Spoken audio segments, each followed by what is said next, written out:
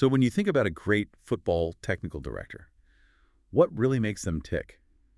I mean, is it just the tactics board, the formations, shouting from the sidelines? It's funny you ask that because what we're looking at today suggests it goes way deeper. Right, there's like hmm these hidden principles, often unseen, but you feel their impact. That's what separates the good from the truly great, maybe. Exactly. And the source we're diving into, Oyun Koblaria, or Game Codes, really tries to unpack that. It gets into these fundamental, well, codes that guide how they operate. Okay, so today we're doing a deep dive into that world using game codes and other insights you've pulled together.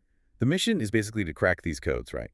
See how directors handle challenges, build teams, engineer success. Yeah, and why should you, listening in, care? Because managing a football team, it turns out, is a lot like managing any complex system. Uh-huh.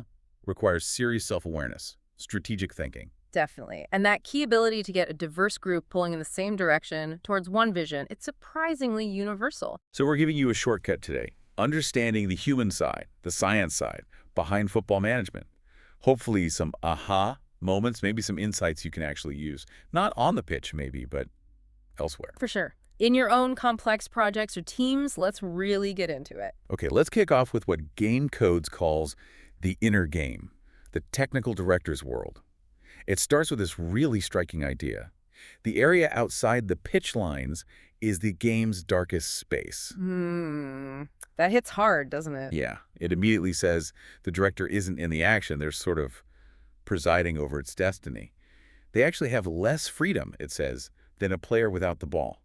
It's incredibly insightful. And what's really profound, maybe a bit unsettling, is this focus on being alone. Ah, right. The source's directorship is about making decisions, being alone, and facing results. Exactly. The biggest calls come with the greatest solitude. It frames it as a character profession, weak character. Apparently, that can just torpedo the best tactics. Wow. So your tactical genius means nothing without inner strength. Pretty much, which leads to this key principle, and it feels a bit backwards at first. You must build yourself before building the team. Build yourself first. Okay, so if a director doesn't know themselves, their values, how they react under pressure, they'll just crumble when things get tough. That's the idea. It's an inner journey, as the source puts it. It makes you think, how much time do leaders really spend on their inner game versus, the external strategies? Good question. And the source really hammers this home, right? Every match is not a test. Every day is a test. The real exam isn't Saturday afternoon. It's the daily grind. Training, locker room chats, dealing with management. Navigating those conflicts without just giving in. Maintaining trust. Yeah, all that. Surviving that high-pressure cooker day after day. It's continuous assessment, not a final exam. So the takeaway here for anyone listening, whether you're managing a team or just yourself, is self-analysis. Absolutely. What are my core values? What won't I compromise on? Can I stay calm in a crisis? How empathetic am I? How honest am I with myself? Those questions come before the tactics, before the strategy. Build your internal operating system first. That's the foundation. Okay, so once that inner world is sorted, or at least understood, we move to the language of the game itself. Code 1, geometry. This is fascinating. The core idea. If football is a game, passing is its language. The grammar of this language is geometry. I like that. So when you see good teams making triangles all the time. It's not random, it's conscious. It's about angles, areas, player relationships, defining the pass, its direction, speed, how the play continues. It's like the physical lines of communication on the pitch. Exactly. Like in any project, clear communication lines are vital. Geometry makes those lines visible. Okay, let's break down the shapes. First, the triangle. Basic building block. Yep. 3 players, at least 2 passing options. Safest way to keep the ball under pressure. But the key principle is crucial. Never pass and watch.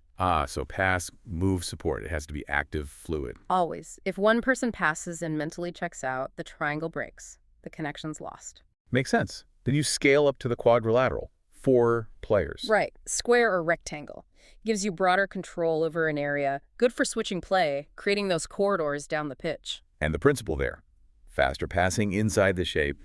Diagonal connections. Yes, speed needs to increase. And those diagonal passes are key to breaking down defensive blocks.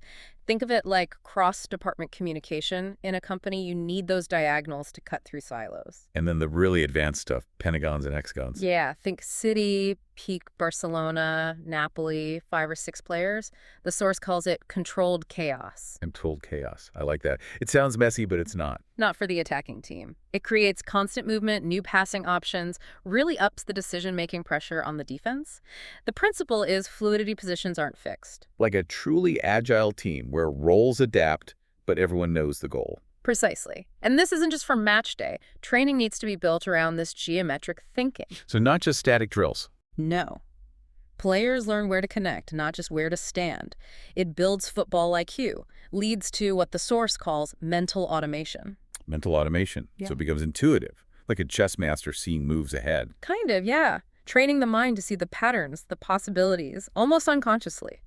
So the big question becomes, are there 11 people out there? Or 11 shapes interacting? It definitely shifts your perspective, doesn't it? It does. Okay, so geometry is the language. Next up, the unseen score. Time, code 2. Right. Football as an art of time management. Every single second, working for you or against you, time is this invisible scoreboard. And it's deeper than just the clock, right? Not just how long someone has the ball. No, it's the moments it stays in their mind. That split second, when do I pass, when do I move, when do I hold? Think about negotiating. Timing your response can be everything. And this applies to pressing, too. Success isn't just running hard. It's timing, precision timing. Too early, you burn out or get bypassed. Too late, they're through. Controlling the game's tempo, fast but not frantic, slow but not stagnant. That's psychological control. It's about the rhythm, not just the speed. Exactly. And here's a really interesting point. Defending time is as critical as defending space. Defending time. How does that work? A well-timed interception, maybe even a tactical foul at the right moment. It doesn't just stop the play, it breaks the opponent's idea, their momentum. It disrupts their mental flow, buys your team seconds to reset. Precisely. It's the power of the pause, strategically used. So while we're watching the ball, there's this whole other battle happening, a battle of milliseconds and timing that's dictating the flow. Constantly. Okay, so we have time. Where does this battle play out? On the canvas? Space? Code 3. Yes. Football finds its identity in space. The game is an art of space. A player's position isn't just a location, it's their identity on the field, why they're there. Their spatial signature. I like that. And the core idea is he who manages the space manages the game. Fundamentally, success depends on controlling the crucial areas, understanding zones within attack, depth in defense, maybe even leaving space open deliberately to set a trap. Like understanding your market space in business, where the opportunities and threats are. Very similar, and it requires a specific kind of intelligence, not just knowing your position, but seeing the whole pitch as a mental map. Knowing how to create space, deny space, manage it dynamically. Right, manipulating that canvas constantly. Every move adds or subtracts spatial advantage. Which naturally leads us to the next code, energy. Yeah. Code 4, the chemistry of play. And the first big point here is crucial. Energy management is about decision quality, not just physical conditioning. Okay, so it's not just about who runs the farthest. Yeah. Mental fatigue matters more, or at least as much. It can hit first, yeah, leading to poor choices even if the legs are still going. And pressing. The Mhm. source describes it as a chemical explosion. That's vivid. Isn't it? It implies synchronization, collective intent. If one player is off, the whole reaction fizzles. It's not just running, it's a shared explosive will. That kind of unified intent. That's what teams strive for, isn't it? Absolutely. And tempo fits in here too, like an orchestra. It must speed up but be harmonious. Knowing when to slow down is key. So nonstop high tempo isn't always good. Can be counterproductive. Sometimes saving energy, letting the opponent run is smarter. Not every press is worth the risk. Strategic conservation. Right, so energy has a cycle. Win the ball, rest, win again. Good teams use bursts of tempo, not constant pressure. Exactly. And games are often decided in these energy collisions, these key moments of synchronized effort. And this changes throughout the game. Minute 1 versus minute 90. Hugely. Players have different energy maps. And the source warns, a tired player blows the team's fuse. Their drop in tempo can expose the whole system. So the director needs to read those energy levels from the sideline, make changes. Got to. Which makes substitutions more than just fresh legs. They're strategic energy injections. A psychological boost, a tempo shift. And energy arbitrage play. Got it. Okay, from the physical, let's shift to the philosophical. Yeah. The soul of the team. Identity. Code 5. Yeah, and this is fundamental. A team's identity is not just its formation, but its attitude on the field. It's the sum total of their principles, their approach, how it shapes the players' souls. Wow, souls. That's deep. And this identity connects to culture. Strongly. Think Spain's short passing versus England's traditional directness. That identity dictates immediate decisions on the pitch. It's the why behind the what. So identity is the mood of tactical codes. High press reflects courage. Patient possession reflects discipline. That's the idea. The director isn't just setting tactics, they're infusing them with a spirit, an ethos. It starts with who you pick. Player selection. Definitely. You choose players who fit the philosophy, the culture, but the real test of identity comes in tough times. Remember Guardiola's Barca? Possession, youth, style. Even under pressure, that was non-negotiable. That was their identity. It defined them. So how do you actually build that? Instill that mood in a diverse group, especially when things go wrong. That's the million-dollar question, isn't it? It requires conviction, consistency, and leadership, which we'll get to. Okay, before leadership, let's tackle Code 6, the art of choices, decision-making. Right. Every pass, every movement is a decision. A constant stream of choices balancing individual freedom with the team's needs. It's not static, is it? Decisions change depending on whether you have the ball, they have it, or it's a transition moment. Exactly. Good coaching teaches when and how to act in those different phases, not just what the options are, situational intelligence. And this links back to energy and mental state. Fatigue impacts decisions. Massively.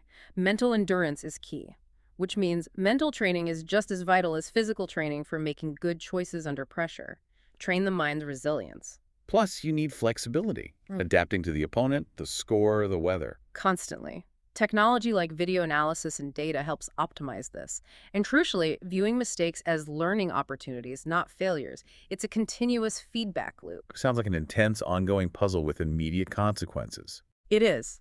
Which brings us neatly to Code 7, the driving force, leadership. Right. The source says a technical director isn't just a tactician, they're the leader who manages the team spirit. Yeah, leadership provides the unity, the guidance in crisis, the spark for success. And it's not just the coach's job. Leadership is responsibility, not position. So it's about ownership, setting an example. It can come from anywhere in the team. Exactly. Distributed leadership. Yeah. Anyone can step up, take responsibility, motivate others. And communication is the bedrock. Clear, consistent talk. Foundational. For coordination, for resolving conflict on and off the pitch. And motivation isn't a one-off speech, it's sustained effort. The leader leads by example too, right? Their discipline, their behavior. Yeah. It sets the tone. Absolutely. Players watch everything. And in a crisis, the leader's calmness and determination build huge trust. Ultimately, it shapes character, culture, growth. Way beyond just winning matches. Building people. That's the heart of it. Okay, let's get practical. The building blocks of performance, training and discipline. Back to that idea.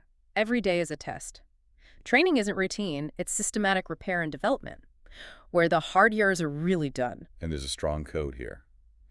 Everything in life can be compromised, but never compromise on training. Uncompromising is the word. It demands total focus, physical, mental, emotional. Championships are won here, in the unseen hours. Consistency, 100% concentration. So how do you manage that intensity? The source talks about load, observe, develop. Right. First, loading. Balancing training intensity and volume. Enough to progress, not so much you cause injury or burnout. It's a fine line. Then observation, constant monitoring. Yeah. Watching reactions, fatigue, focus. Adjusting plans on the fly. He who manages the training wins. It's about being highly attuned. Followed by measurement and feedback using data. Physical, technical, mental data. Giving individual feedback. Planning extra work. It creates a cycle. Plan, apply, measure, develop. Iterative improvement. And it's not just physical prep, mental and anatomical prep too. Crucial. Mental readiness for pressure, stress. Anatomical prep for injury prevention. And get this. Adjusting load based on a player's mood. Based on their mood. Yeah. Not just physical state. Yeah. And having honest chats. How do you feel? Acknowledging the whole person. So it's preparing for the game, not just the match. The mind plays the game even if the body's on the field. Reduce stress, encourage focus. Exactly. Holistic preparation. Which leads us right into the human element, understanding the player. Codes 24 and 44. And the core message is simple but powerful. The person in front of you is a human first,